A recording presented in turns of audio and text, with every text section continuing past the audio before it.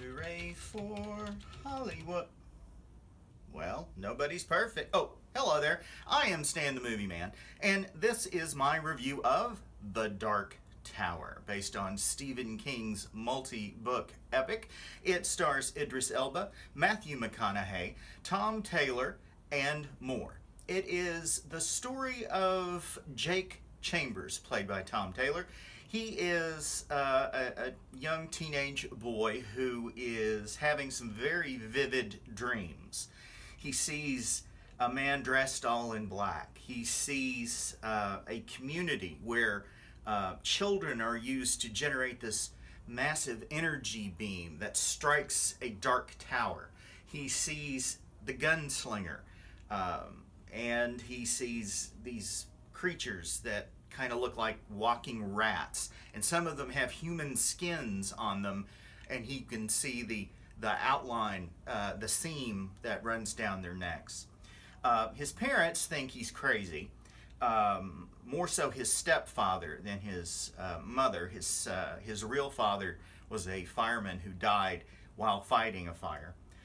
He gets sent to a psychiatrist, and there's some talk of sending him to a weekend retreat, if you will. It is essentially a mental hospital where he will be evaluated. Also, at the same time, there are earthquakes going on all over the world, in places where normally there aren't earthquakes, like in New York City, where Jake lives. He's going to be taken to this mental hospital weekend retreat, but he notices the driver of the hospital seems to have a red seam running down the side of his neck, and he jumps out a window and he runs away, and he's able to get away from the people who are obviously not who they say they are. He finds a house that he's seen in his dreams, and he hears some sort of mechanical voice asking him where he wants to go.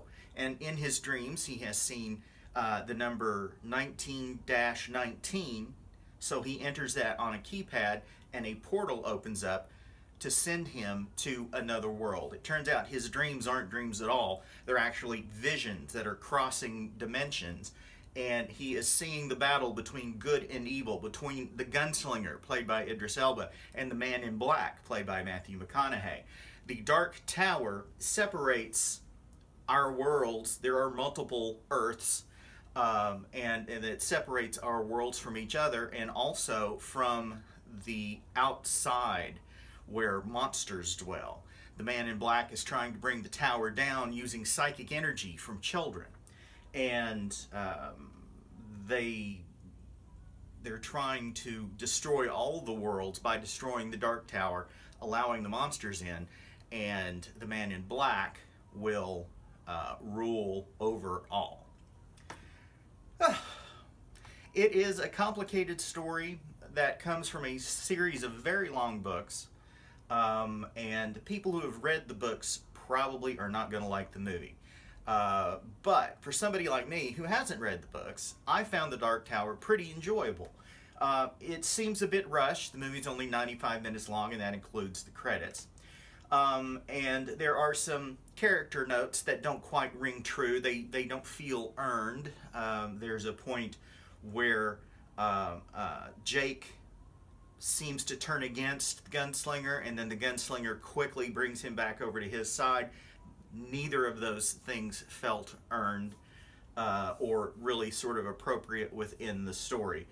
However, I enjoyed the world building, the mythology of the Dark Tower, and this is the first segment of what is supposed to be a multi-platform series, multi-platform franchise, TV shows, online, movies, and the such.